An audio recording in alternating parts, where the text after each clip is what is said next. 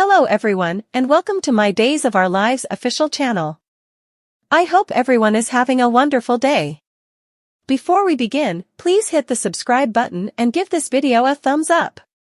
Both Jada and Steve get proof regarding Everett's true identity while Tate rages at his parents in a community room. Teresa clings to a sullen Tate until he breaks free. When Teresa mentions his letter to Brady, Tate switches out. His letter was private, and he doesn't like them talking about him. Admitting his son's passions, Brady says he knows he hasn't always been around, but he's there now. Entering the cantina, Stephanie ignores Everett's call. "Stop calling me," she says under her breath. She sits with Steve, who did some exploration after they talked last night. An old co-worker at the Seattle P.D. Bear that Everett's accident story lines up with what a John Doe went through. Still, he shows her a dupe of a Washington motorist's license with Robert Stein's Seattle address and Everett's print. At the cantina, Steve hands Stephanie a photocopy of a Washington state motorist's license. Stephanie prodigies if he has a binary. Steve checked. There's no record of that on his birth instrument. So, Everett is Bobby, Stephanie sighs. Steve confirms there's further to this dude than meets the eye. While they can't be sure if he's lying or suffered neurological damage, the timeline confirms he was dating Stephanie while wedded to Jada. An emotional Stephanie leaves to reuse everything. Further, Eli and Lonnie visit Salem, Indiana. His Salem in room, Everett leaves a voicemail, soliciting Stephanie to believe him. Hanging up, he shouts in frustration, wondering why that Bobby believes he's Bobby. Watch his face. And why can't I flash back what happened right before the accident? Jada comes over with a box. "We got a lot to talk about, Bobby," she scowls. She digs out their marriage instrument and a picture from their marriage day. Everett doesn't flash back any of it. Jada holds out a movable device demanding his fingerprints. Ava rushes into the Salem P.D. to tell Rafe that Tripp and Wendy are missing. She's positive Clyde has them and urges him to find them. Rafe asks what it has to do with Clyde. While leaving out the fact that she's working for him, Ava explains she made a deal with Harris to bring Clyde down. She has been keeping her observance to the ground for intel, but it boomeranged. Rafe needs solid information, but Ava shouts that Clyde is untouchable. Wendy and Tripp mow while sitting on the bottom against a water-stained essence wall. A mask covers Wendy's legs. In a storehouse, Wendy lies coiled up next to Tripp on the bottom of a water-stained, spherical essence vessel. In flashback, Officer Goldman brings them to a storehouse room for protection on Rafe's orders. Questioning the safe house, Wendy takes out her phone to call Rafe. Goldman draws her gun, demanding their phones. She orders them into the tank and locks them in. More a familiar face returns to Chicago P.D. Tate snarks that Brady is there for him in the halfway house where he doesn't belong, but where both his parents should be. He's being penalized because of them. Guilt by association. Teresa reminds Tate he's there because he was set up with capsules. Tate wishes Holly would wake up and tell everyone the verity. Brady reports that he's been texting Nicole in Italy. Holly is doing better and breathing on her own. She could be home any day now. At the halfway house, Brady and Teresa face Tate with concerned expressions. At the Salem Inn, Jada's device reveals that Everett is, in fact, Bobby. A confused Everett insists that's not right. Jada assures him he's who he has always been, a muddy, two-faced bastard. Everett doesn't flash back her.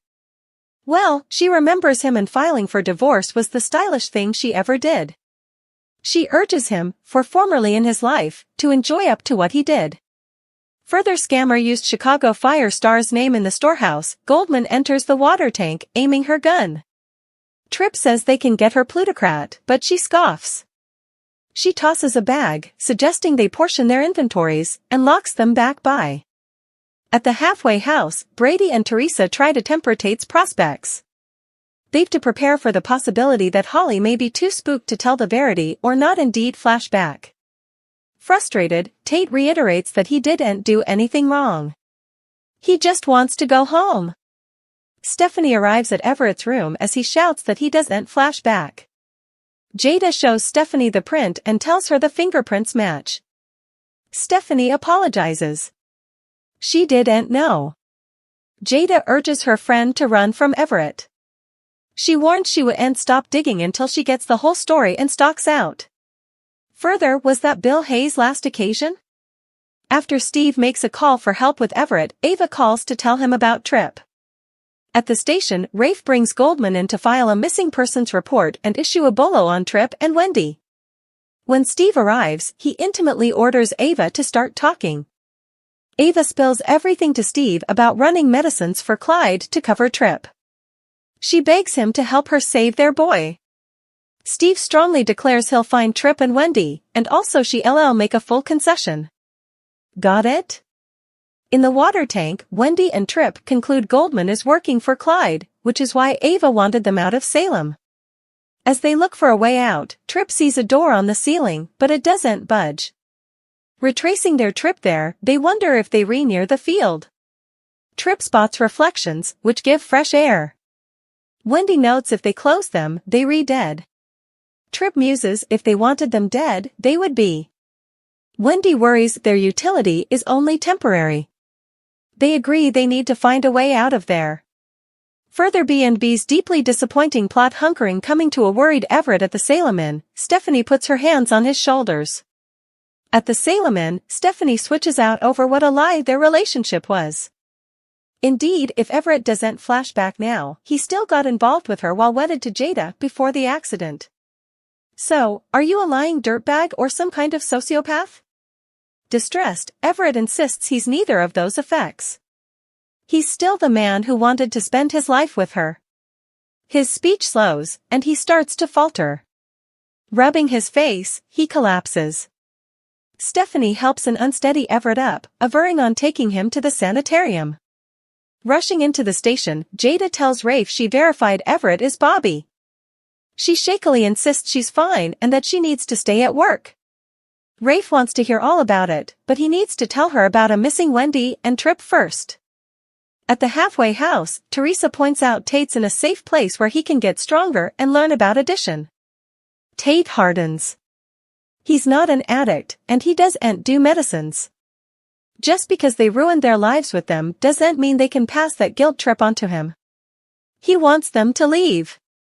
I detest you both, he spits before storming down. Tate gapes off stoically at the halfway house. Coming on Days of Our Lives, Clyde processes Stefan while Justin and Sarah stand by Xander. Days of Our Lives now simply airs on Peacock. To make sure you no way miss an occasion, subscribe to Peacock.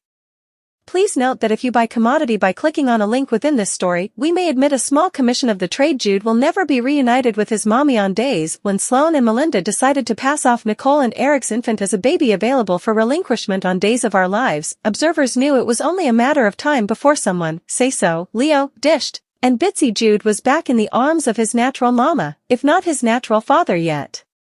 But now, a real-life contestation has put a glitch in this Salem reunion. Time's Up Ariane Zucker, who plays Nicole, is suing Days' now-fired patron Albert Alar for sexual importunity. As her case winds its way through the courts, odds are good Nicole will be staying in Europe with an ailing Holly, Ashley Puzimis, for probably longer than originally planned. That means she'll be down from her hubby, EJ, Dan Feuerriegel. And from Jude, the taut Nicole is still sort of convinced is hers, but now has commodity more burning to worry about.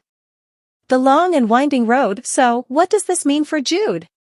Sloane, Jessica Surfety, is formerly expressing annoyance with parenthood invigorated. Did you know that babies cry? Did you know that they occasionally cry when their parents want to have coitus? Although, for the record, Eric, Greg Vaughn, is wrong. Croakers absolutely don't recommend co-sleeping. It's considered dangerous. She was at all thrilled with the way her Valentine's Day revolved around the baby. Sloane may come wearied, decide Eric isn't worth putting up with all this gibberish, and just leave city. Perhaps indeed to England. Where she can't be arrested should that ever be an issue.